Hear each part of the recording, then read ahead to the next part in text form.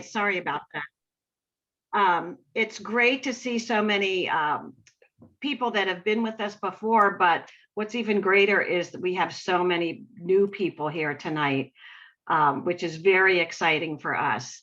Tonight, we are joined by a historian, Montgomery County native and frequent speaker for Montgomery history, Ralph Buglas. Tonight, he's going to be sharing with us about the history of Sugarloaf Mountain. We'll learn fascinating connections between this local landmark and events in history. Please remain muted during the presentation. We'll do a Q&A at the end. You can send any questions through the chat. At the end, we will also unmute and you can ask questions directly if you'd like. And make sure that if you enjoyed tonight's presentation, you take a look at our calendar. We have lots of interesting events coming up, as well as exercise and other things. So without further ado, Ralph, take it away. All right, thank you, Melissa. You're Thanks for the invitation to speak. We build this as Sugarloaf, the big history of a little mountain. This is my more esoteric title, you might say, playing on the dual meanings of the word singular. This singular mountain, that is a solitary mountain, which of course stands all by itself just over the western edge of Montgomery County, has a singular history, quite extraordinary, remarkable in many ways. I'll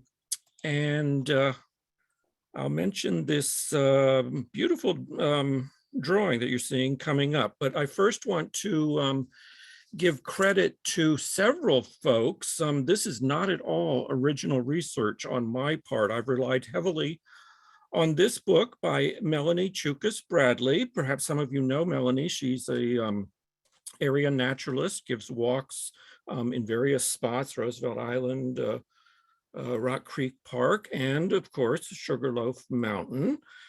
This book is marvelously illustrated by Tina Theme Brown, who lives fairly near Sugarloaf. Also a shout out to John Walls, who you probably know writes interesting articles for the Monocacy Monocle, and he sent me a number of photographs, of which you'll see during the presentation. So this is the view of Sugarloaf for most of us in Montgomery County. Has a very graceful shape, and that's how it got its name. Apparently, the early colonial settlers thought it looked sort of like sugar loaves that they baked. Think of sugar cookies that mound up in the middle. Now, I'm going to be talking about the unique, remarkable history of our Sugarloaf Mountain. One way that it's not unique is its name. There are other Sugarloaf Mountains in this country. Here's one in Maine. I like to think of those ski tracks perhaps as sort of sugar icing dripping down the side of the mountain, and even Sugarloaf Mountains across the globe. This is Sugarloaf in Rio de Janeiro Harbor, and it similarly got its name because the sugar there was formed into sort of cubes almost, and this shape reminded folks of that. And so again, Sugarloaf Mountain. The one in Brazil, just under 1,300 feet, and that's about the elevation of our Sugarloaf Mountain. But of course, in Brazil, it's right on the coast. Here, the surrounding countryside is about 400 feet above sea level. So our mountain is about 800 feet tall. And of course, folks out west would not consider it a mountain at all. But we here love it. And it is a mountain, very rocky when you get up close. And I'll talk about the type of rock coming up later. Here's really the earliest depiction that we have of Mont de Sugarloaf by a Swiss explorer in the early 1700s. There in the middle is the Potomac River between Virginia and Maryland, and there is Sugarloaf. Pretty good depiction, though sort of a more of a peak than what there actually is. And I don't think there's been that much erosion over the last 300 years. Even before colonial settlers, Native Americans had an association with Sugarloaf. Mostly the Piscataway Conoy tribe, to a lesser extent Algonquin and Tuscarora, mostly nomadic. There have been arrowheads found on Sugarloaf, and it was likely used as a hunting ground by Native Americans. And apparently they had a different name for it. Translated, it would be the mountain that speaks because of smoke signals that could be sent from the top of the mountain. So to enter Sugarloaf Mountain today, although it's in Frederick County, you enter from Montgomery County, and there's the first thing you see, the sign with Stronghold. It's maintained by a private foundation, nonprofit foundation. And that's one of the first things that makes it unique. It's a public-private park, about 3,000 acres altogether. Just on the other side of I-270 is Little Bennett Park, Montgomery County's largest park. It's about 3,700 acres. So a very large, wonderful natural open spot. And we have it as a public-private park thanks to Gordon Strong, hence the name Stronghold. Gordon Strong was from Chicago, and on a trip here, he was something of a naturalist himself and was apparently quite taken with the mountain. And so in the early 1900s, he started buying it up little by little. At that time, it was mostly used as woodlots. And then in 1946 is when he set up the foundation, Stronghold, that now maintains it for the public to enjoy. Now, Gordon Strong actually apparently had some difficulty acquiring the top of the mountain. This story is told by one of the former officials of Stronghold Foundation that Gordon Strong was quite wealthy. He had inherited much of his wealth from his father, who made his money in the Chicago railroads and real estate. So being familiar with the resources of the distinguished Mr. Strong, the three owners, wealthy Washingtonians themselves, put an exorbitant price on the top of the mountain, and Mr. Strong declined to buy. But in due course, he enlisted the help of an old man with shaky penmanship and blue-lined paper, who wrote to the owners as an old-time lumberman wanting to buy the mountaintop parcel to harvest the dead chestnut lumber. In the early 1900s, the American chestnut tree was pretty much wiped out by a blight. And so the woodlots less profitable. And in fact, the three owners sold the top of the mountain to the old-time lumberman for a song. Little did they know that it was actually Mr. Strong posing as that old lumberman. And so in time, he and his wife relocated here and built a home. It's called Strong Mansion on the southwestern side of the mountain. It was actually intended to be a much larger mansion. This is the architect's rendering for what he had in mind. And in fact, it's only about the westernmost fifth of the original plans that was built. This photograph, again from the early 1900s, you can see Strong Mansion there, because again, the mountain was not as heavily forested because of the chestnut tree blight. So a smaller mansion, but still quite a wonderful spot for the Strongs.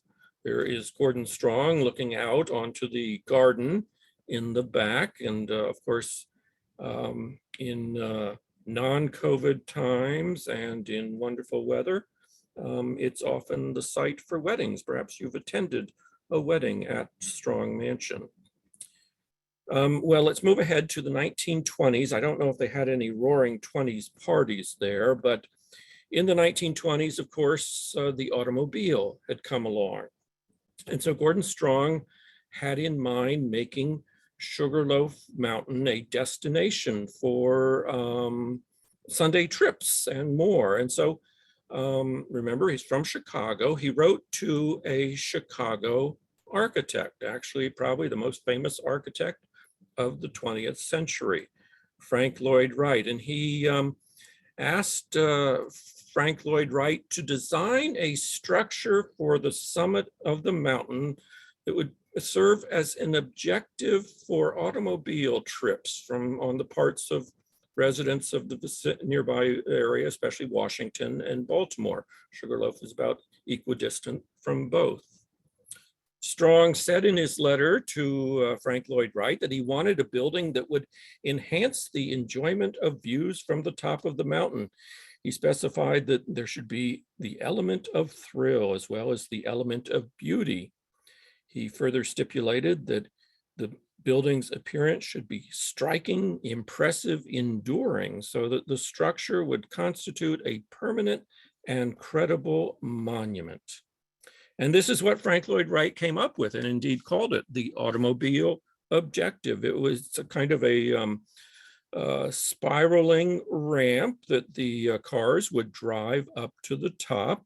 Here's another rendering. It's hard to read, but at the bottom it says, Automobile Objective, Sugarloaf Mountain, Maryland. This is now housed in the Library of Congress, these papers. Here's another rendering. Perhaps it could have a radio tower. Radio, of course, also in its infancy in the 1920s, and this would certainly enhance the radio signal.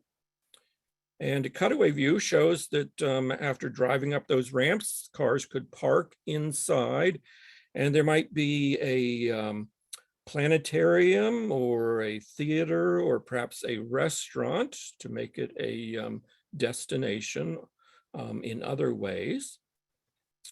And Frank Lloyd Wright even put together this model of what he had in mind.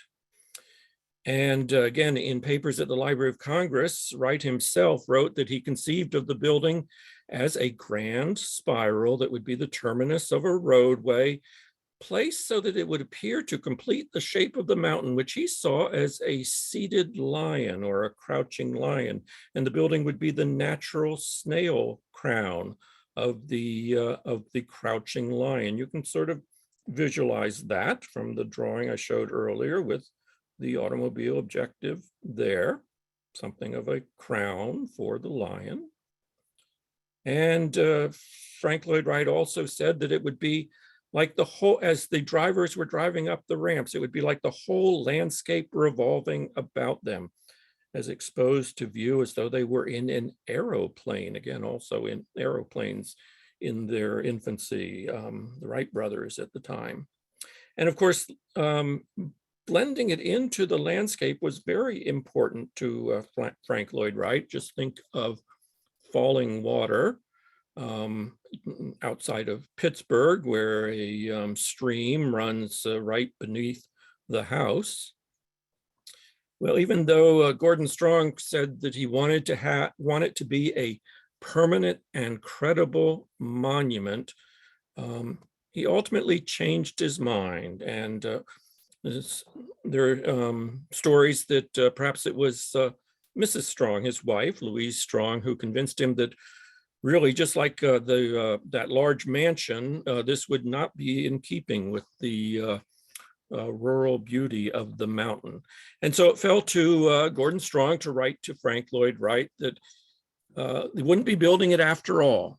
If you know anything about Frank Lloyd Wright, he had a very large ego. And so he wrote back and said, I have given you a noble, archaic, sculptured summit for your mountain, and you don't want it. I should have diddled it away with platforms and seats and spittoons for expectorating businessmen and the flappers that beset them. Remember, this was the Roaring 20s. But Frank Lloyd Wright kept the idea in mind for several decades, actually. And when an art museum in New York City approached him about a modernistic building, Frank Lloyd Wright flipped over the design, altered it slightly. You can see that for the Guggenheim Art Museum in New York City, it's basically the automobile objective of Sugarloaf Mountain flipped over, with the spiraling ramps inside now for the art patrons to walk up and down as they view the art. And for a time, the Guggenheim had a model of the automobile objective of Sugarloaf Mountain in the museum to pay homage to where the design came from.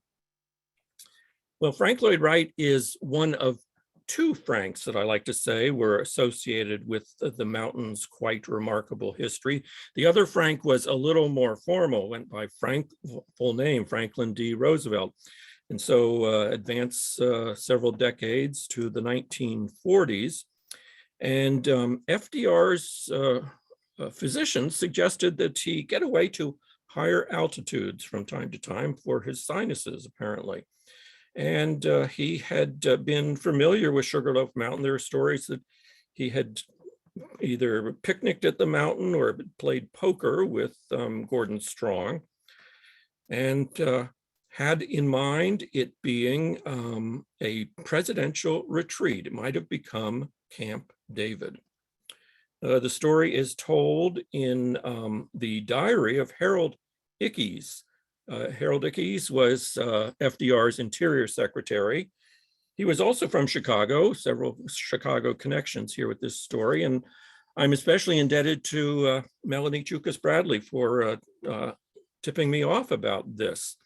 Harold Ickes writes in his diary that he and FDR went out to Sugarloaf Mountain, and Gordon Strong met them on the road, a short distance from his property. He asked whether we objected to driving so as to get a view of the mountain from a certain spot. So he climbed into the car between the president and me and started off. During the drive, the president tried to bring Strong to the point that was of the idea of a presidential retreat at the mountain. But Ickes writes, Strong always seemed to evade the subject of a summer White House on the top of the mountain. And then by the time they finished up their drive, it was so late that the president had to start back to Washington. And moreover, Ickes writes, Strong didn't even invite us up to the house. The result of the afternoon was that, as the president described it to me the following day, we had seen the mountain from this side and from that side and from the back side, but we never really saw the mountain at all. In the meantime, we were driven through some bad and dusty roads. Fortunately, we were in the first car, but the Secret Service men in the open car that was immediately after us had to eat a lot of dust that afternoon. Ickes further writes that the president actually was quite amused. He has a great sense of humor, and it tickled him that he should go all the way out to see Sugarloaf Mountain and be run all around the mountain with ever being able to come to grips with Strong about the idea. But Ickes says, there wasn't any doubt when I first came in contact with Gordon Strong that it was distinctly his notion to have a summer White House on his mountain. This book picks up the story. Apparently, FDR wasn't quite so amused after all, at least when he was talking to reporters. It belongs to a dirty rat, he told the reporters. He's going to give it to the government someday, but he didn't want the president going there. And so Harold Ickes continued to negotiate, but ultimately Gordon Strong refused to sell. A handful of people will benefit from it if I do sell to the government, he told Harold Ickes, but thousands can enjoy it if I keep it. Indeed, he already had the idea in mind of a foundation to preserve it. And so FDR had to look elsewhere for the presidential retreat, first in the Shenandoah Mountains, but that was too far from Washington. Ultimately, a spot was picked in the further up in Frederick County in the Catoctin Mountains. And of course, FDR was driven out there loved the spot and said, "This is a Shangri-La," and that was the original name of the presidential retreat when it was established in 1942. It was President Eisenhower who renamed the presidential retreat for his grandson, David Eisenhower. And so when the president goes there, when he stays there, or I should say when she will stay there, they're lodged in Aspen Lodge, which has all kinds of amenities around it: a hot tub, putting green, pool. And then, of course, there have to be all kinds of support services around the Aspen Lodge spot. So imagine if all that were on Sugarloaf Mountain. It would indeed be closed to the public, no trespassing. So that's three quite large structures that ended up not being on Sugarloaf Mountain. But there are 3 schools, and that's frankly what got me interested, because I, for a number of years, was a docent at a one-room schoolhouse in Little Bennett Park, and thought, why in the world are there 3 schools at this one little mountain? 2 of them are just one-room schoolhouses. This is one built in 1910 called the Hallstead School. It's right at the base of the mountain as you start driving up. Perhaps it'll look like this tomorrow after our snowfall. Named for Gordon Strong's mother. He built the school, being right on the line. There was no nearby school in either Montgomery County or Frederick County. He also built this school 2 years later, the Comstock School, named for his grandmother. Now, why would there be 2 schools so close? Well, the Comstock School is very close to a historic African-American church, and often within African-American communities, you would find these 2 very important community institutions almost side by side, like you see here. And indeed, the Comstock School was for African-American children, and the Hallstead School for area white children. Montgomery County, Maryland schools segregated, Maryland a southern state, south of the Mason-Dixon line.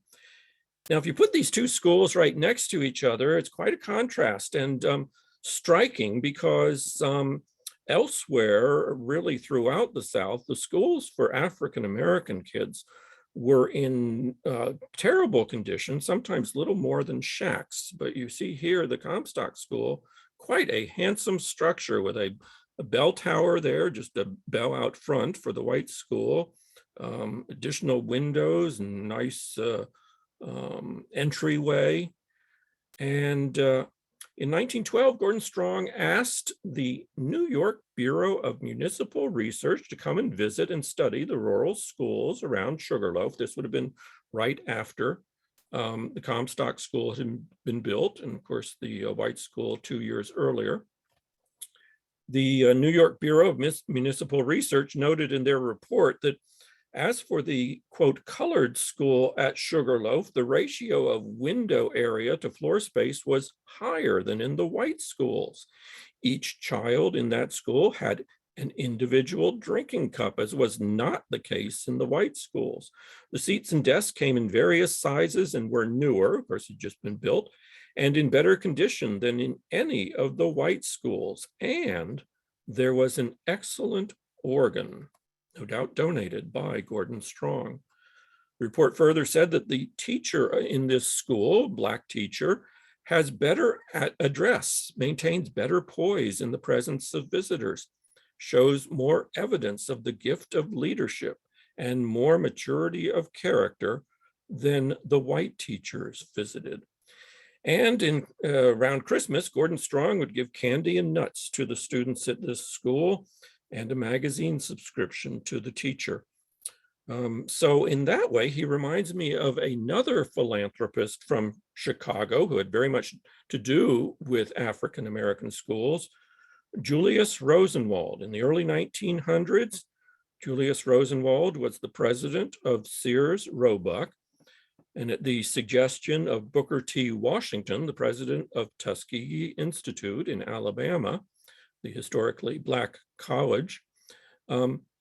Julius Rosenwald donated about $4 million, quite a sum of money in those days, to help build African American schools throughout the segregated South. These were public schools, but in much better condition than otherwise were being built by the localities. And there were two Rosenwald schools in Frederick County, about 160 altogether here in Maryland. You see Maryland, the northernmost reach of Rosenwald schools. Altogether, about 5,000 of these schools built throughout the segregated South. So with the two Rosenwald schools in Frederick County, Gordon Strong was about 50% of the philanthropist, you might say, of the very well-known Julius Rosenwald.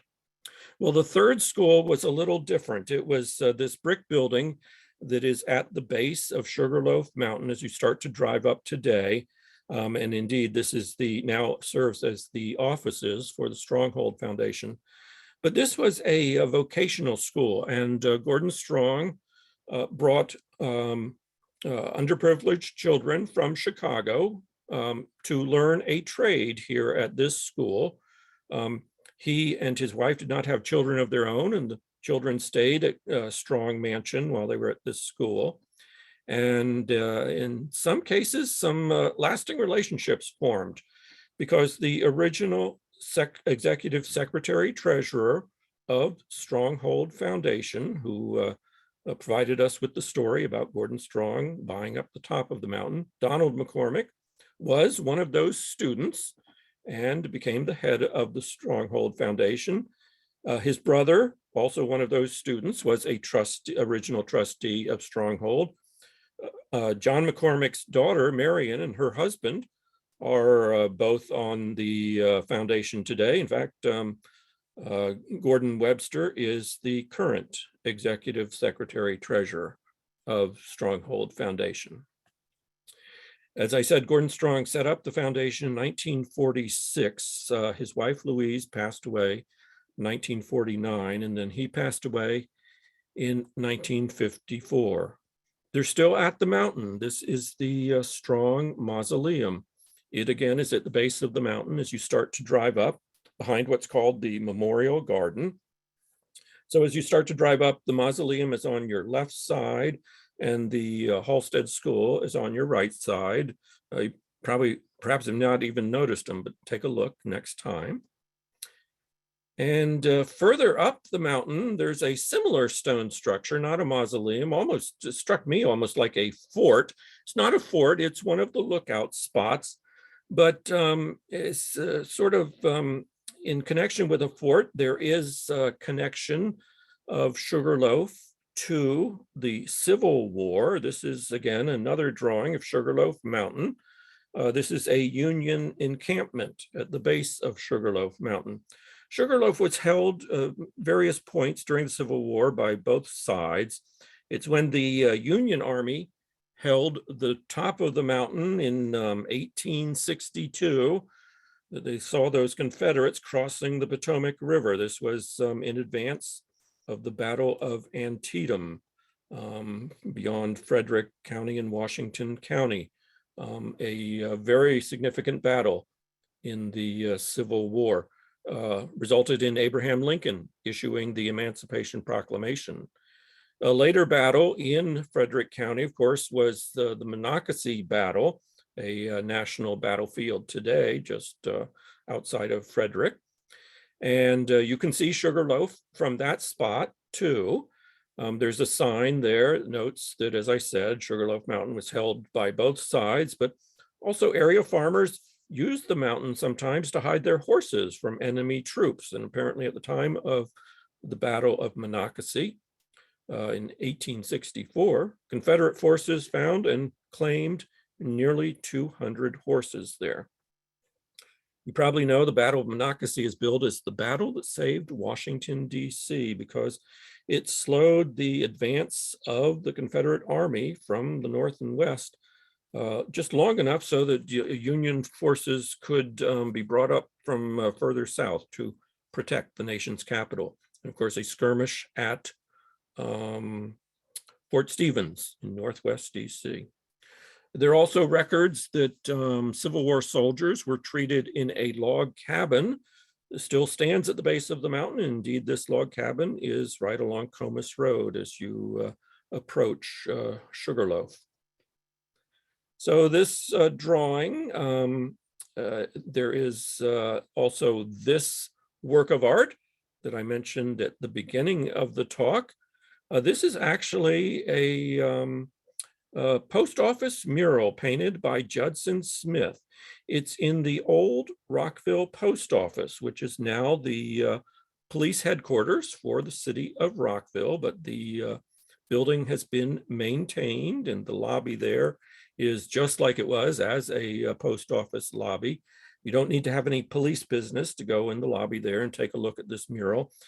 It was recently touched up because several years ago it was picked as one of 5 post office murals painted during the Depression, a program to give work to unemployed artists, or so many people unemployed during the Depression.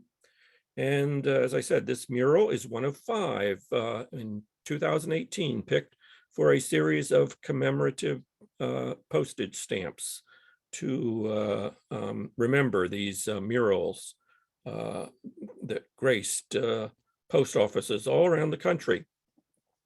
Judson Smith actually painted a couple of other post office murals. This is in upstate New York of the Erie Canal, and this is of Lake George, also upstate New York. 2 of his paintings are owned by the Smithsonian American Art Museum in DC, not currently on display. That's one, and this is the other, more abstract, later in his life. So his mural there shows a very bucolic scene, which is still very much the case today, as those of you in the Poolsville area know, because of the Montgomery County Agricultural Reserve, now over 40 years old. Various zoning mechanisms and land tax credits to preserve open space and farmland in the westernmost third of our county. And just to give you an idea of how successful it has been in maintaining open space, here's an aerial view, the Ag Reserve at the top there, and then across the Potomac River, Loudoun County, the suburbs of Leesburg, quite heavily developed. So that's a bit about agriculture. There's also industry associated with the mountain, and in keeping with the theme here of quite remarkable history of Sugarloaf Mountain, the industry quite remarkable also. At one time, there was an iron furnace at the base of Sugarloaf Mountain. It's not this, it no longer stands, but this is the Catoctin iron furnace further up in Frederick County.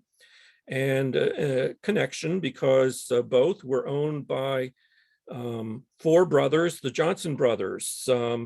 This is the late 1700s, early 1800s. One of the brothers was the first governor of Maryland, as well as later a U.S. Supreme Court justice. Only served 2 years, he actually resigned.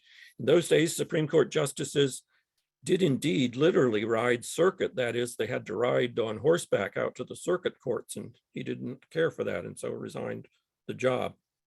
Keep that in mind in case it's ever a Final Jeopardy question. But the iron furnace really was run by one of the brothers, Roger Johnson. You really had all the ingredients that you need for iron with a mountain. Of course, there are iron furnaces all along the Allegheny Mountains. Limestone, wood for charcoal, and iron ore. And the lime kiln still stands. The limestone was refined here for lime. And of course, with all the trees on the mountains, charcoal could be formed. The charcoal was produced by what were called colliers. Now, this may look like a Native American, but that's not the case. This is a collier, and would harvest trees and create charcoal in quite large pits. This illustration was done by actually Benjamin Latrobe, who was the architect of the US Capitol. And recent issue of the Monocacy Monocle, a wonderful article by John Walls, describing the process for smelting iron ore to create pig iron, which was done in the iron furnaces.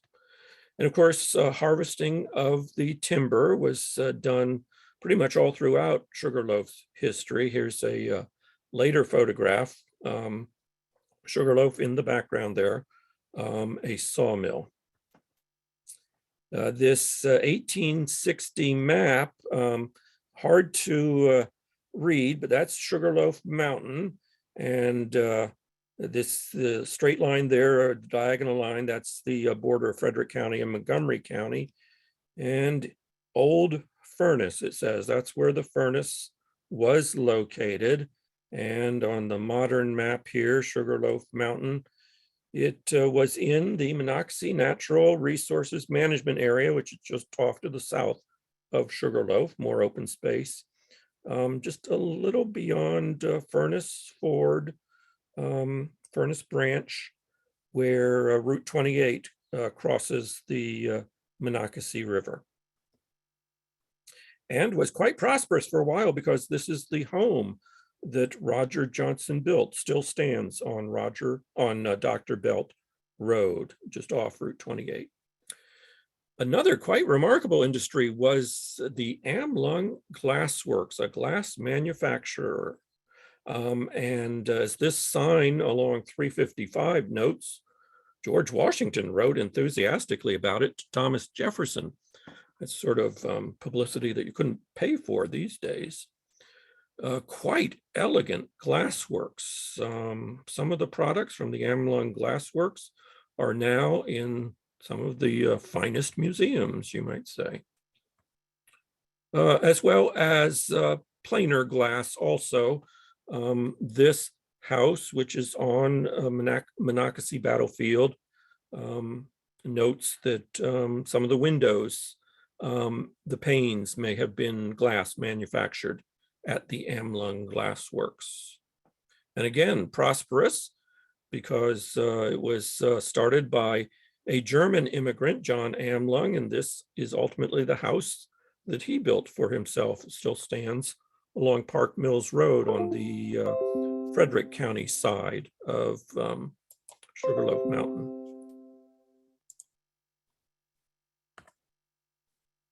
There was archaeology done in the 1960s.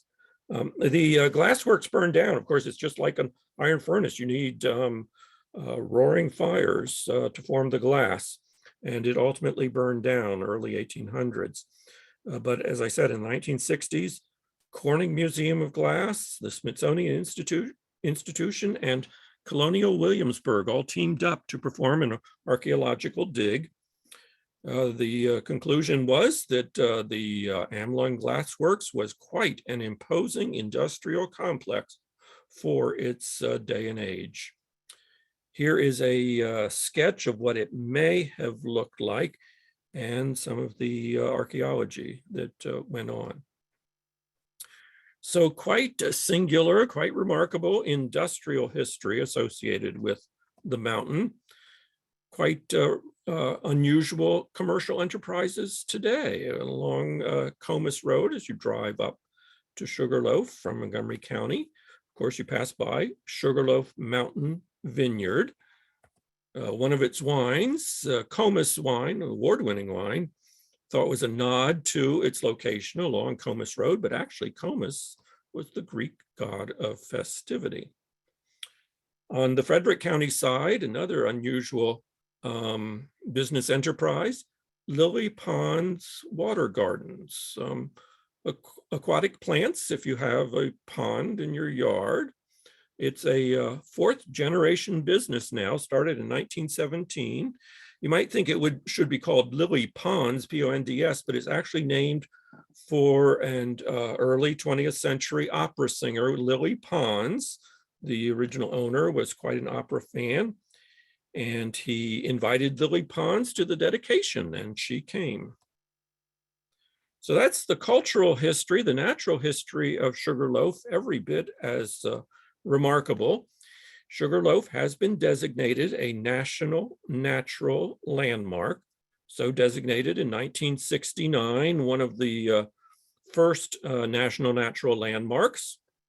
And for the dedication, another Interior Secretary was on hand, Walter Hickel, then in the Nixon administration. Now, Sugarloaf is a mountain because of predominantly quartzite rock.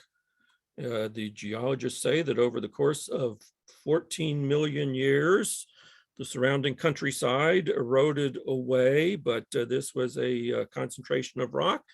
And so it remained there as a solitary mountain. The geological term for that is a monadnock. The rock was quarried for the Monocacy aqueduct along the C&O Canal over the Monocacy River, the longest aqueduct along the C&O Canal. The quarry is still in evidence. This is thanks to John Walls, who supplied these photographs.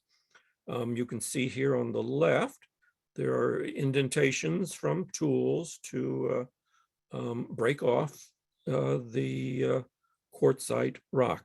It's in, as I said, in Monocacy Natural Resources Management Area to the south, right at the base of again, Sugarloaf Mountain. And there is this trench from the quarry, perhaps a railroad. Documents for the Maryland Historical Trust notes that what is believed to be the first railway system used in the US was established here to transport stone from the mountain, from the quarry, to the mouth of the Monocacy River, where it was used for the aqueduct.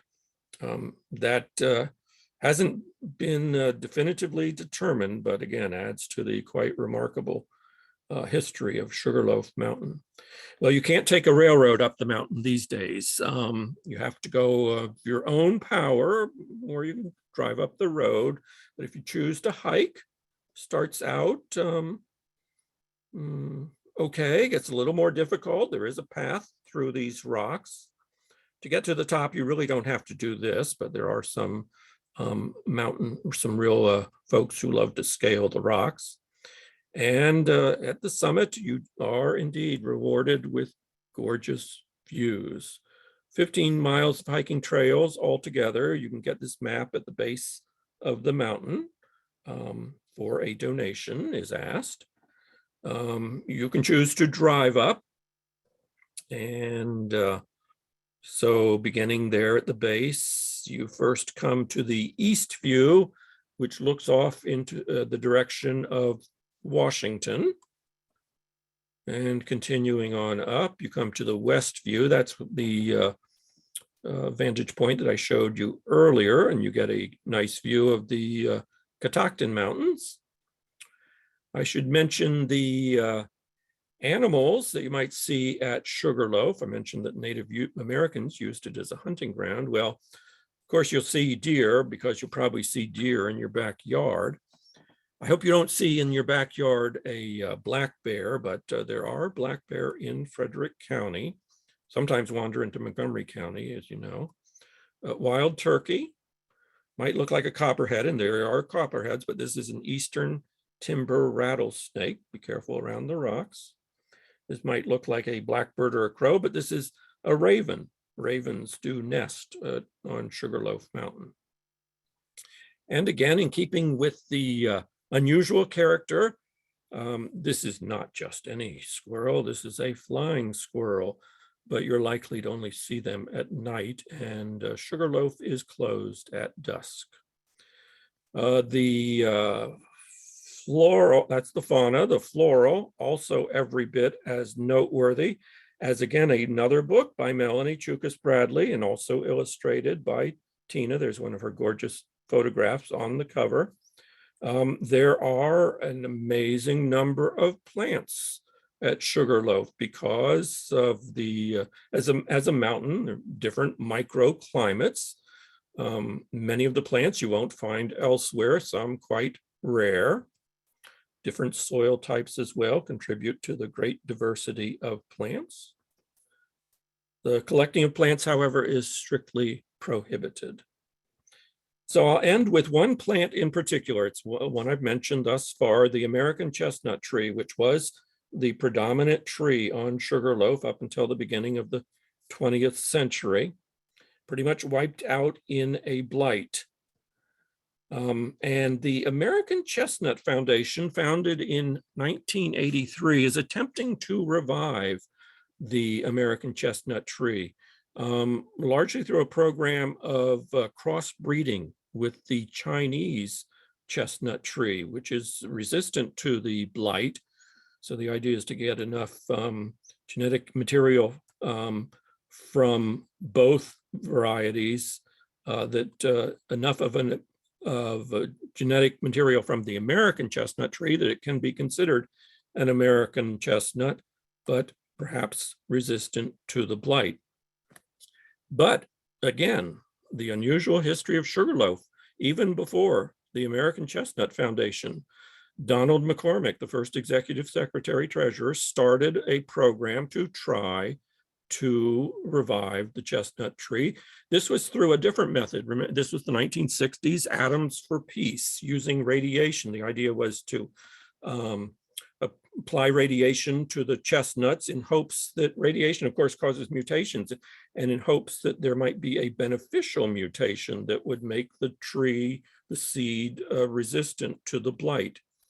And there were two plots still at the base of Sugarloaf Mountain, not terribly successful, as this 1988 report notes. Indications are that 100% of the trees that emerged from the radiation-treated seed still became infected with the blight and died back. But sprouts kept coming up from the roots. And so there might still be some success. The two plots that I mentioned, East Field along Comus Road and West Field, and you can see that there are some survivors, but not terribly healthy. Some die back, and not really big trees, just shoots that come up. These two plots have now been turned over to the American Chestnut Foundation for their continuing research.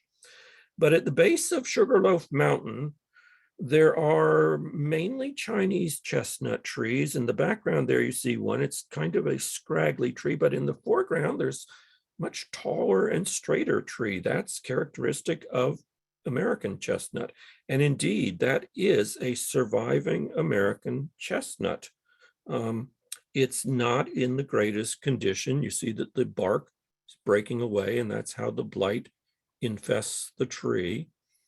These pictures are a couple years old, but the last time I was out there, there was still growth, and the tree is producing nuts. So perhaps there is some hope. Well, that's our virtual trip to Sugarloaf Mountain. Gorgeous any season. Fall, especially foliage from the top of the mountain. Well, that's gone. Perhaps tomorrow might look like this. Springtime, azaleas and a mountain laurel along the roadway to the top, and summertime as well. So I'll end with a quote from Gordon Strong. Those who appreciate natural beauty will be better people, people who treat each other better. And isn't that what we need these days? So happy to take questions. Let me first just mention that I give a number of talks for Montgomery History, the Historical Society for our county, and similarly to Poolesville seniors on Tuesdays, most Tuesdays, they offer virtual talks about local history, history conversations. You can find out more information on their website, montgomeryhistory.org. And one of their major programs is an annual history conference about our county. It's coming up in just a few weeks, every January. And for those of you who might remember Shady Grove Music Fair, I'm going to give a presentation remembering when the stars came to Gaithersburg, Shady Grove Music Fair in Gaithersburg, Maryland. So if you're interested, again, check out montgomeryhistory.org. So thank you, Poolesville seniors, and I will escape. Thank you, Ralph. That was an amazing presentation. I do have a couple comments and questions in the chat, so I'm going to go through those before we open it up, where anybody can just ask if they'd like. So a couple from the beginning, excellent presentation, love his voice, which I have to agree with that. It was so interesting to hear. Somebody commented that they love all the connections with all the famous people, places, and historic occurrences, which I've been around here for quite a while and didn't know a lot of those. So that was pretty interesting. Tina, who was the illustrator in Melanie's books, comments, she was on Sugarloaf Mountain this afternoon. The forested trails draw young people year-round, seeing the next generation connect with its history, geology, and native plants throughout the seasons would bring Gordon Strong joy and contentment. Yes, Tina was just waving. I hope people saw her. Yeah, did she? Okay. I have another question down here. Any reason other than the noise why motorcycles are not allowed on the summit? I can't answer that specifically. In fact, I did not know that. So something we might want to look into it. Do you know anything about the Sugarloaf Riding Club and where they keep their horses? No, I'm not familiar with that either. Yeah, some of the trails do allow horses. Melanie comments, fabulous presentation, Ralph. I learned so much. Now, Melanie is being generous because she's really the authority. Well, we'd love to get Melanie on here to do something, to talk about something for us. She sounds like she's got a lot of knowing about a lot of things. I will just say, because Melanie's too modest, if Melanie gives a lot of walks around the Washington area, nature walks, and if you see one, sign up fast. They fill up quickly. Okay. Often for National Arboretum, Smithsonian Associates, Audubon Society, others that I'm probably forgetting, and you'll learn a lot. So what is the concrete at the top? Appears to be more than just for overlooks, which really don't require any structure. Couldn't really say. I can't picture that in my mind. Don, who asked that question, are you asking about that patio looking overlook? Well, it appears to be more than a patio and more than an overlook. There's room underneath. There are some doors up there. It's unclear what is. Oh, yes. Okay, right. Yes. So it's the one that I showed. Yes, there is a door under, and that's why I thought, whoa, it looks like a fort. I've never dared venture inside, frankly. So I don't know whether it was. I presume that it was built as an overlook, and that might have just been for storage or something like that. Does anyone live in the buildings on Sugarloaf? There are caretakers who live in the houses right at the base. And I believe there's actually a smaller house next to Strong Mansion, which again, I think is a caretaker's, but Strong Mansion, of course, can be rented for events. Right. Somebody else commented, the Monocacy DNR area now is managed by the Maryland State Park. 7 miles of trails take you past the quarry and lime kiln. Potomac Appalachian Trail Club maintains those trails. Yes, it's abuts Sugarloaf to the south, and so adds to the open space and the trail network. A wonderful spot also.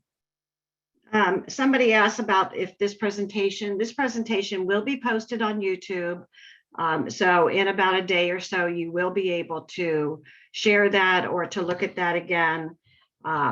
If you want to go through it again, we'll be happy to put that on our YouTube.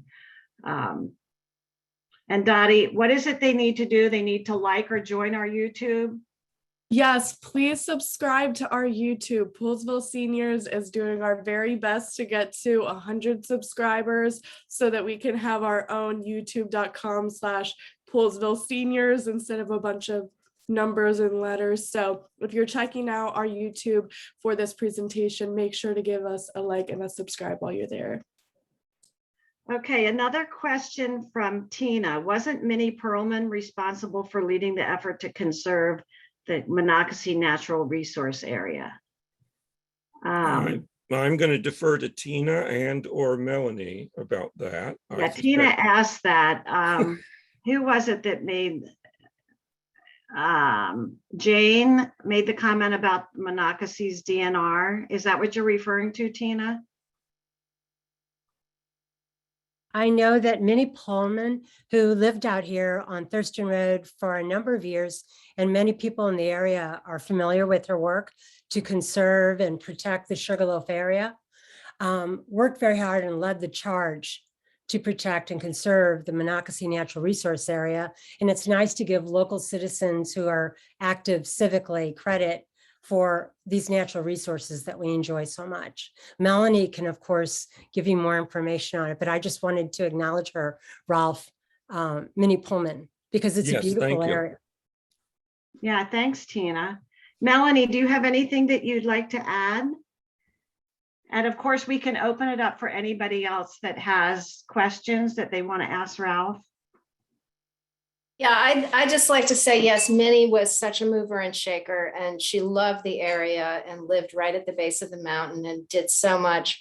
And another person I think that deserves mention is Frederick Guggenheim, who also lived at the base of the mountain and was a planner. He wrote the book, The Potomac, and the two of them together were quite a powerhouse team. I also wanted to say about that stone structure that somebody asked about. That is Westview. That was built just to appreciate the view. And Gordon Strong believed that seeing beautiful views could really transform your life. And so, that was one thing he really loved about the mountain, was that when you got up on top of it, you had these incredible views of the countryside. And that platform, that Westview platform, was built for that reason.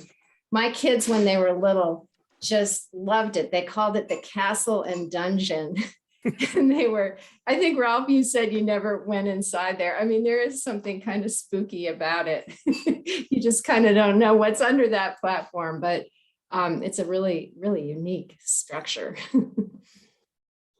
Thank you for adding. Yeah, as I said, Melanie is the expert. Yes. I'm not. Ralph, you know so much more about the history of the mountain. This was such an impressive presentation, and I hope you will give it widely.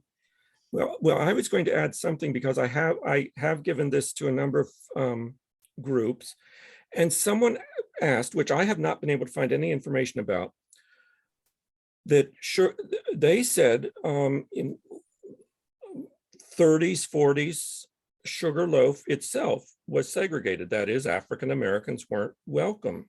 And I have not been able to track that down. It somewhat surprises me because Gordon Strong was a philanthropist of the African American school. But can you add anything to that, Melanie? Yeah, I don't remember ever seeing any documentation about that, but I heard that too. And I can't remember if it was they weren't allowed on the mountain on weekends or something like that. I'm really glad you pointed out how much he cared about educating the African American children in the area. And I did meet one of the men who had been a student at that school, and he had just amazing things to say about it. He loved the school. He said all the children did. And I'm so glad that you pointed all of that out. That was very interesting.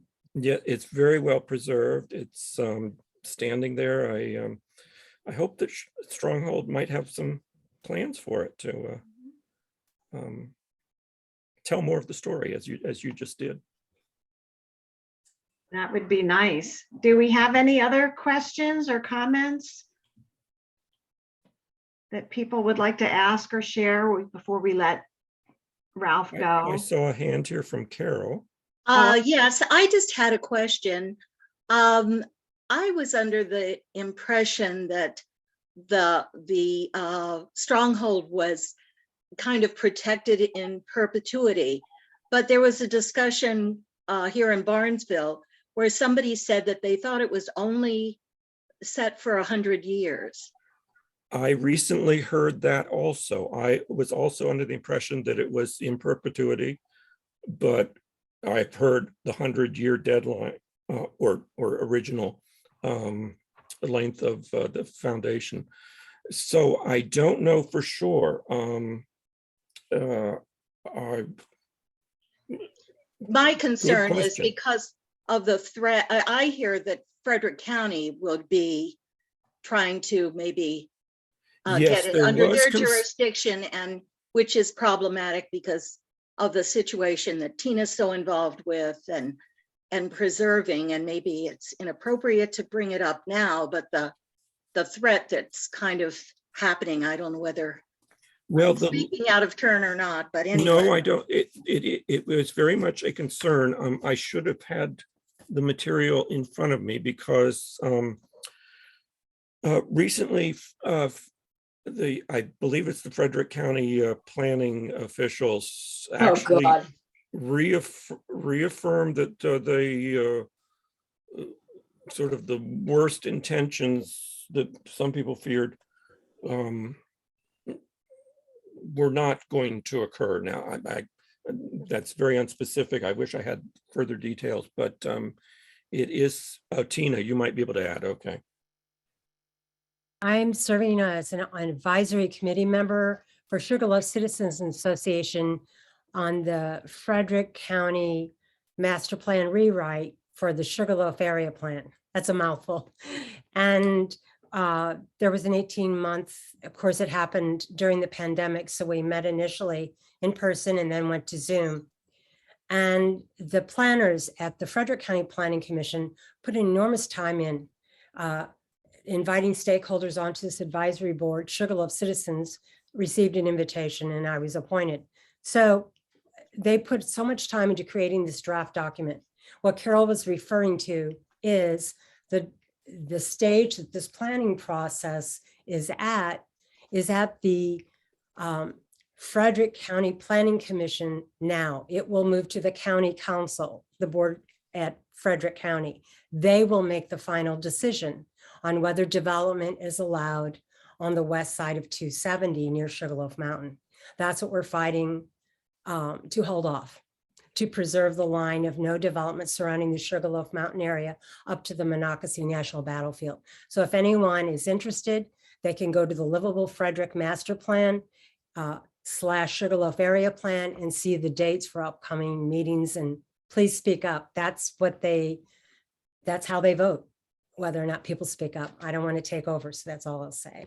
No, but No, thank you. but Tina, thank you for Thank you sharing for that. that. That's I very think that's helpful. something that some of us may not have heard before. So I think that's really enlightening because I know that we all love that area and would like to see it stay as it is and undeveloped. So I appreciate you sharing that. Yes, Any that was other very helpful. questions or comments? Well, I hope you all enjoyed tonight's presentation. If you think of any questions afterwards, you can always email us at info@poolsvilleseniors.org. If you'd like to unmute or turn on your camera to say goodbye, now's the time. If you joined us on Facebook Live, please leave a like and a comment. Ralph, thank you so much for your presentation.